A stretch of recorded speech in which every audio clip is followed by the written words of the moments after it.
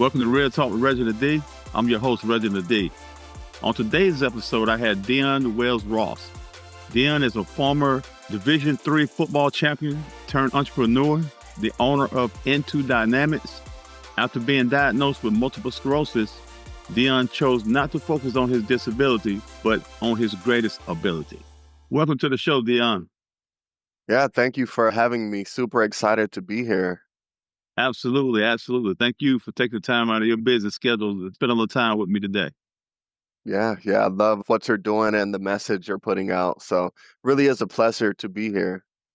Thank you so much. Thank you. So, Deion, can you tell us a little bit about yourself and your upbringing and where you grew up? Yeah. Going back to the beginning, I am from Omaha, Nebraska, born and raised, grew up here. I grew up in the inner city, meaning I don't come from like a super rich or privileged background. So a lot of times people think that works against you, but it's actually worked in my favor. So long story short, I played basketball in college. I went to Midland University in Fremont. Things didn't work out and I transferred and just had a lot of great success. So all of the adversity, all of the hardships have been that launching pad to help me get to where I want to go. Yes, absolutely. So, you went from a national champion to an entrepreneur and everything in between, right? Right. What are the moments in your life that really shaped you and who you are today? Yeah, good question. I feel like it's more of a collection of things, like there wasn't just a one-time event. I would say the biggest thing though is being diagnosed with MS, multiple sclerosis. So just to put it into perspective, I was a national champion, high level college athlete. We actually played the championship in Salem, Virginia, so it's not too far from you. We actually flew into Charlotte and then had to drive to Virginia. But I went from that to having a disability. At this point in time, I can't run, I can't jump. I'll never shoot another basketball in my life. And that was really, really hard. It was heavy. I still have a limp. The left side of my body doesn't quite work like it should or how it used to. But that was a really defining moment for me because from my perspective, it was like I either use this as an exit, like life is over, I'm going to take it easy and just fall back, or I could use it as that springboard to really get to the edge of my potential. So that was like the most defining and life-changing thing for me. Yeah, I bet it was. How old were you when you found out you had MS? Yeah, so it's funny, I was 28, turning 29. I'm 30 now, so it was really recent. Wow. Wow. So, a lot of people, I'm glad you said what you said because a lot of people let their limitations define them, but you chose to focus on your greatest ability. What advice would you give someone that's struggling with identity after a major life change like that? I think it really boils down to what do you want out of life? I always say start with the end in mind. Just because you have a disability or something life-changing, it's not the end, it's just the beginning of what's new. So you have to figure out what's next for you. I had coffee with a good friend of mine yesterday, and we were kind of just talking like life sucks. It doesn't hold back from anybody, and we all kind of get our turn. Like you never know what life is going to hit you with, know what it's going to hit you with. So it's like when it delivers that blow or that bad diagnosis or bad card, is this something you were dealt and you have to keep going? This sounds morbid, but nothing trumps death. So if you're not dead, just keep going, keep pushing. It could always be worse. Yes, it could. And you said something that's been in my mind all last week. And that was the question you said, what do you want? You got to figure out what do you want. And as I was thinking about that the other day, it was powerful, man. I was like, God, man, if you just figure out what you want, that's the biggest step right there. Absolutely. Yeah, get that part figured out, then you know where to go from there. So I like that. So was there ever a day you felt like giving up? And what kept you going? Yeah, circling back, I'm so crystal clear on like my purpose and my why. It's almost like every single day I wake up, I hear a voice that's like, D, you gotta get up, you gotta keep going. And I've learned that the days when you feel like giving up, that's when the magic happens because you don't feel like doing whatever you're called to do or whatever your goal is. And it's those micro breakthroughs like, oh, today I don't feel like doing it, but I'm going to win it. And you string a lot of wins together, that helps you overcome it. And frankly, like when I look back on my life, let's say I had 2 years to live, I don't want to be on my deathbed and say, I didn't reach my full potential because I gave up or I wasn't willing to take that next step. I think the other thing is there are kind of two steps or two different types of failure. There's failure from just saying, "Oh, I'm not good enough, so I'm not even going to try," like failure from not doing. And then there's failure from trying and you just weren't good enough. I just know myself, I can live with failure from I just fell short, I gave it my all. I cannot live with failure from like not even trying and I was just at home cuddled up watching TV, like taking the safe route. That's like guaranteed failure. I can't live with that. So Exactly. Underachieving all your life if you live like that. yeah. So for Yeah. sure. So speaking of you know, your success and things you've done, you built into dynamics. Company focuses on unlocking people's inner edge. What does that phrase mean to you? And tell us about your company. Yeah, I love that. So first of all, into it means inner in Greek. I'm a believer that we all have what we need to win and be successful inside of us. So you don't need to go out and try to figure out what's the magic formula or secret potion. You have it within you. So that's why I created Into Dynamics, Inner Dynamics. What we really focus on and how we help people get to the edge of their potential. We use psychometric assessments, meaning like the be a character strengths rooted in research, and we help people understand who are you? Why do you function the way you do? So the edge of the potential means different things to different people.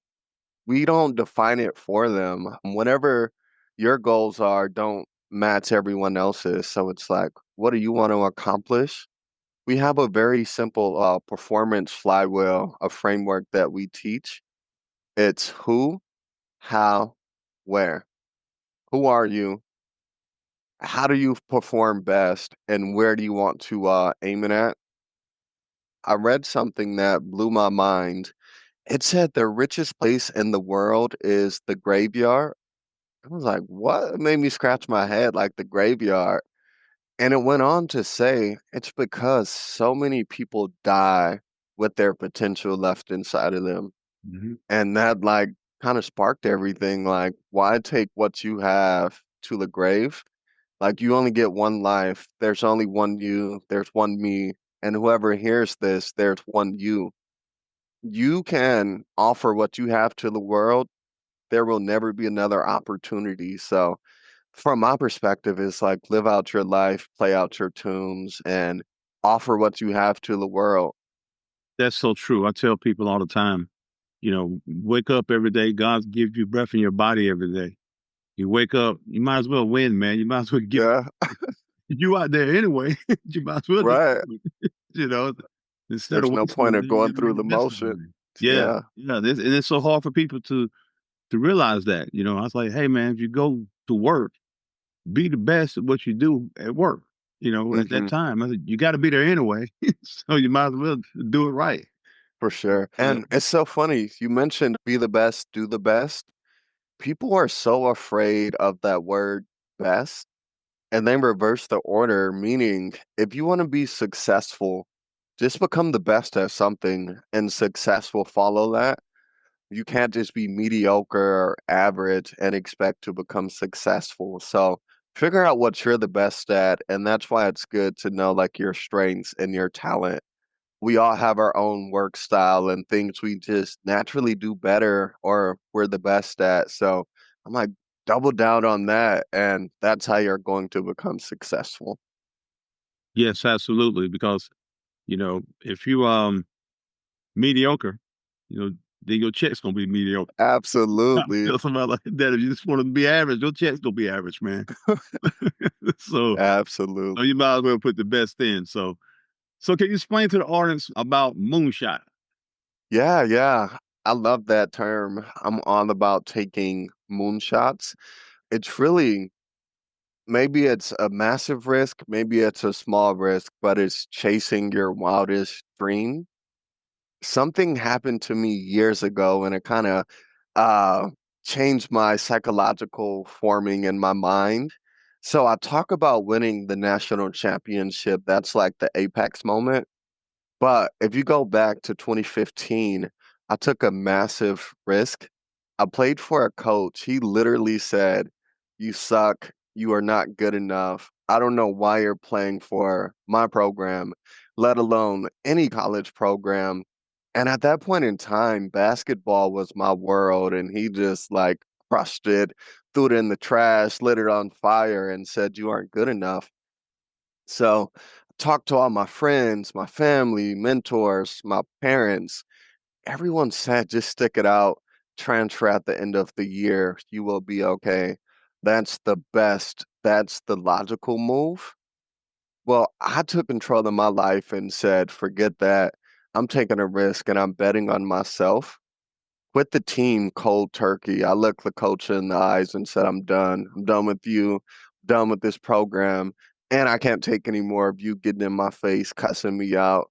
It's like one of those things where it's like, man, all right, this is getting beyond basketball. I'm about to meet you after practice, you know. So I quit the team, no backup plans, zero connections. 2 years later, well, really, it took a year. I walked into a coach's office as a stranger.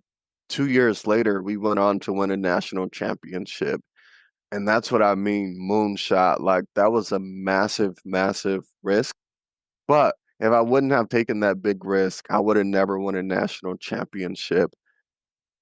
That fast forwards or parlays into now. I work a corporate job, and I'll be honest, I'm getting to that point where I have the itch to take another moonshot, and I'm launching my own company. And this isn't just to like sound motivational or inspirational. Hopefully, not even hopefully, we'll look back at this podcast and say, man, this dude said and did exactly what he said he's going to do. It's like, man, I'm thinking Tony Robbins, Gary V, like the big names. I'm taking that moonshot. So, Yeah, man, that's the only way. I mean, when you look at, I know a lot of people things just fall into place, but if you don't take that big, like you say, moonshot, man, that big risk, sometimes it never happen. It will never hmm happen. And you're in a situation like you were with this crazy coach. You weren't feeling it anymore. And he was talking down to you and all that kind of stuff. You said, "Hey, man, you had an option to stick it out, and then transfer it and all of that. But you were like, no, I'm done." yeah, So, so you made your mind up for one thing. You made your mind up, and you believed in you. hmm Said done, and that's what's important because at the end of the day, man, anything gets done in your life, it's going to be you to do it.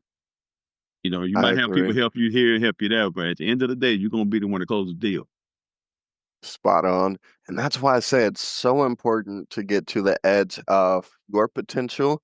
No one else can define that, nor should you let anyone say, oh, no, you can only be an athlete. You can only be a musician or being a CEO. No, you don't do that based on where you come from. Like, screw what other people think. Do what you believe in your heart. So, Yes, sir. Absolutely, absolutely. So, with people that's afraid to think big, what would you say to someone who plays it small because of fear of failure? mm, yeah, I would say the first thing is failure is subjective. In my eyes, I don't think you failed if you tried. You failed if you didn't try because you were too afraid to take the risk. The other thing is like take strategic risk.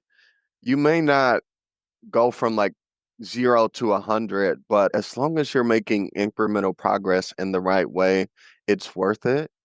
And it goes back to, do you want to take the safe route? and kind of I have this potential, I have this idea, but when life is all said and done, never realized it because I was too afraid to fail or stumble. Failure breeds growth. If I wouldn't have failed, if I wouldn't have missed the mark, if I wouldn't have had a coach that told me I suck, wouldn't have worked so hard, I wouldn't have won a national championship. So as much as that dude drives me crazy to this point in time, like to this day, wouldn't be here without him. So failure is very much so the same way. Like failure is just part of life. Yes, it is. And I can actually see this. I could see one day you've created this empire and someone come up to you and ask you, hey man, how did you get this darn successful? And you're gonna look back and say, I had a coach that told me I suck. That's how I For got sure. here. Yeah. Started, I had a coach told me years ago, I suck. That's how I got this empire. Right. It's like it lit a fire in me that will never be put out because the day I quit, I made myself a promise. I said, this is the last person that will ever tell me I suck, I'm not good enough, and that will try to place a lid on me. And still to this day, I'm still waiting on that day for someone to tell me. But I'm like, that is not happening. And success is really the best revenge. Yes, it is. But it's one thing about you that I really sense from you being young, you're 30 years old, young man, you have a true leadership strength inside of you. I mean, I can tell. I mean, Thank you. I got 23 years on you, but for a young man at your age, I didn't have it like that at 30, I don't think. But what do you believe the next generation of leaders need more than ever? That's a really good question. As cliche as this sounds, I think they need our program, the Inner Advantage. And the reason is because every single person has a different set of strengths. So you need to learn who you are and how you function. It goes back to that framework, the who. We use the be a character strengths. Who are you? How do you show up? How do you make sense of the world? And then the how. How do you perform at your best? We have another assessment that's free on our website. But what's your work style? What type of leader are you? And then where do you want to aim it? I would say building on that, this next generation of leaders needs to I'll say not be afraid to challenge the status quo. We're so influenced by social media, influencers, or whoever you look up to, rappers, athletes. But the reality is, I'll say it, the people we look up to and put on a pedestal don't know anything and they haven't accomplished much beyond their sport or their one talent, the whether it's musical, athletic, whatever it is. So don't allow them to give you advice that you take as biblical. If you're gonna take anything as biblical, read the Bible. That's the only thing that's gonna lead you down the right path. But I don't know, everything else is empty out in this world. So leadership is going to come from your own beliefs, staying guided, or having like foundational principles you live by. I'll use myself as an example. Like I'm married, my wife and I have been together for almost 10 years, married for 3.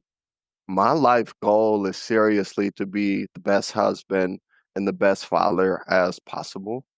Most people don't talk about that. It's like, oh, I want to be rich. I want to be a millionaire. I want to have this car, this house. It's like that stuff does not matter. Like, get your home life and your personal life in order. Become the best person you can, and everything else will follow. Yes, you're so correct. Because here's the thing, like you said, people want to be rich and they're thinking about all those things, not thinking about being the best father, the best husband, like you said. A lot of people feels like money is it. And some people probably say, man, shoot, as long as I'm rich, everybody good. I Yeah. did what I'm supposed to do. hmm And that's it. But it's way more than that, man. It's way more than that. It's about leading and teaching and all of that stuff when it comes to your family, so your wife, your kids, and things like that. And that's the most expensive thing that you have is your family. It's not Absolutely. cars, it's not houses. The most expensive you have is your purpose and your family and God. Absolutely. Can't buy that from me.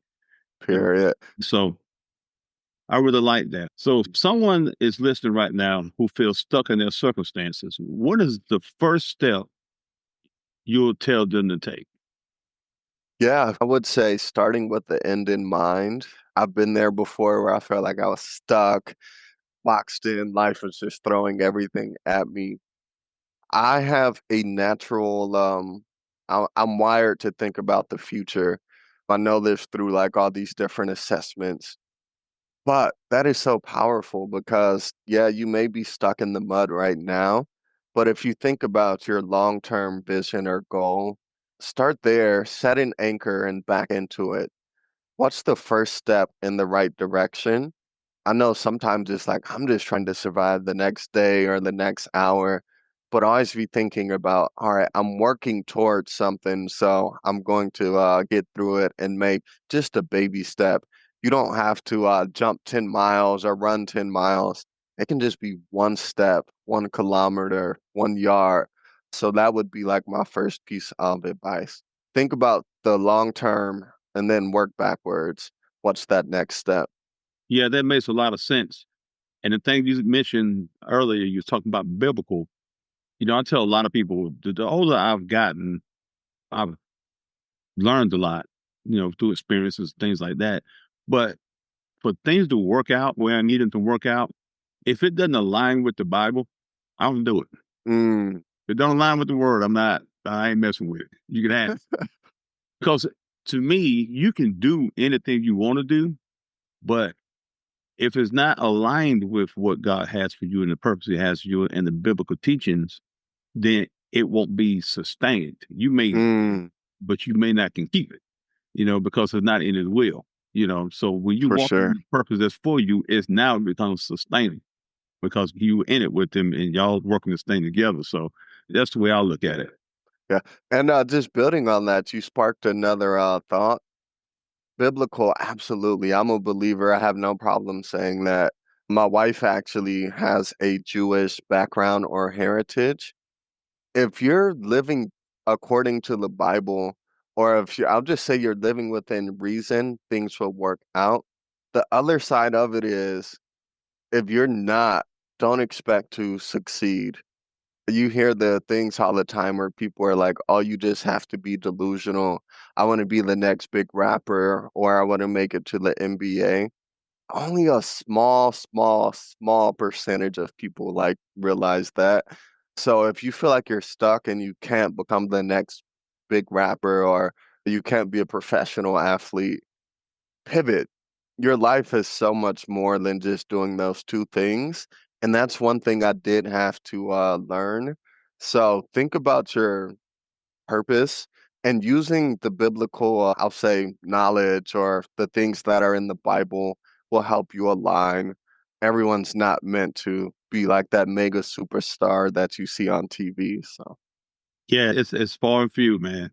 It's far and few. You want to get out there and be the best, especially in basketball, football, or whatever the case may be, man. There's so many others out there that's just raw talent, when it's all hmm said and done. So, yeah, it's something to dream. You can dream it, but you're gonna have to work. You're gonna have to work that part. yeah, for Yeah. sure. So, but like I say, I'm a firm believer in lining things up. One guy asked me one time before. He said, "Man," he said, "you always say that if you don't match up with the word, you don't do it." I said, "Yeah, man." And he was like, "Well, why is that?" I said, "Because the Bible ain't gonna tell you nothing crazy. It's gonna tell you to do nothing Right. crazy." I said, "You like everybody else, man. The people tell you to do anything, you'll be all jacked up." hmm So you got to, line yourself with God's purpose for your life. And one thing I do admire about you that you are focused, man. You lasered in, and I can tell. I can really tell that you about your business, Oh, and that's the way to be. And you have that drive and that unwavering, mindset that, hey man, you ain't gonna tell me that I can't do this. You ain't gonna tell me, I'm not enough. That ain't gonna happen because yeah, that's gonna set you on fire. you know. for sure. And I always say that impossible is a state of mind. You think something is impossible, that's your own internalized belief. Anything is possible, like within reason. Like, don't say you can fly or something crazy, right? But if you want to be a entrepreneur, a CEO, a podcaster, it's possible. So don't internalized impossible. It's just a state of mind, and you can make it real, but that doesn't mean it is real. Yes, exactly. And I actually spoke about that on my podcast, I think about 2 weeks ago. It was titled Anything is Possible. You know, if you have that, if anything possible, that kind of keeps your faith that, this can potentially get done. If I put my mind to it, I Right, right. probably can make this happen. Don't think something crazy where you can go fly, go jump off a building somewhere and it don't work Yeah, out for you. So, yeah. but anything is possible, man. When you put your mind to it, it's always that. I don't know if you ever experienced this. There's always that something inside that's picking at you or poking at you, like pulling you, like, man, I'd be like, God, man, this is where we're going. It's what we're doing. It really won't turn you loose. It'll stay at you. And that's your purpose. Your God and everybody is pulling at you saying, hey, this is it. This is the real deal. Hmm. Now get it done. So you have signs and you have things like that, man. You just got to be quiet and you got to just listen. Listen. Yeah. It's funny you mentioned that. I'm going through that right now where I have a good corporate job, but I feel so unfulfilled. And it's like I just have this purpose, this nag, this thing that keeps me up at night. And that's why I'm launching my own business. It's funny, like I'm looking at my Zoom screen, but behind this is so many different windows, my tech stack, and my all this stuff I'm working on for the business. And it's just that thing that's like, think of like when you're in a building and like sometimes you just hear that quiet, annoying beep, whether it's the fire system, the security. It's like I have that internal buzz that I just can't shake. And that's my wake up call, like, D, you have to do it. You have to take that moonshot. So, Yes, sir. That's it. Absolutely, that's what that is. And the good thing about it, man, you're 30 years old, man. You do it now. So that way you can enjoy more of it. Don't wait mm-hmm, 50 and 60 and start working things. You got it now. You do it now, man. You can enjoy more of it. for sure. So, how can people stay connected on social media with you and the work you're doing through Ento Dynamics? Yeah, so I am really active. I'm actually a content creator on LinkedIn and Instagram. You can just search my name. You can see it here, Deion Wells-Ross. And then on our website, Into Dynamics, we have a couple of different things. We have the Inner Advantage program, which is the 8-week immersive coaching experience. It brings in the Via character strengths, some other performance frameworks, and coaching. I have a team of really skilled coaches that are certified through the ICF. And then beyond that, hopefully you see me like doing some professional speaking. So we have two core offers, the Inner Advantage, which is an hour-long keynote that focuses on everything you've been hearing during this podcast. And the other one is called Adversity is the Way. So I introduce what I call the adversity equation to really help you become successful and kind of reframe the way you view adversity. Okay, that's awesome, man. It's so awesome. So there you have it, everybody. Deion Wells-Ross. Deion, man, thank you so much for taking your time out to stop by. Man, I had a blast with you, man.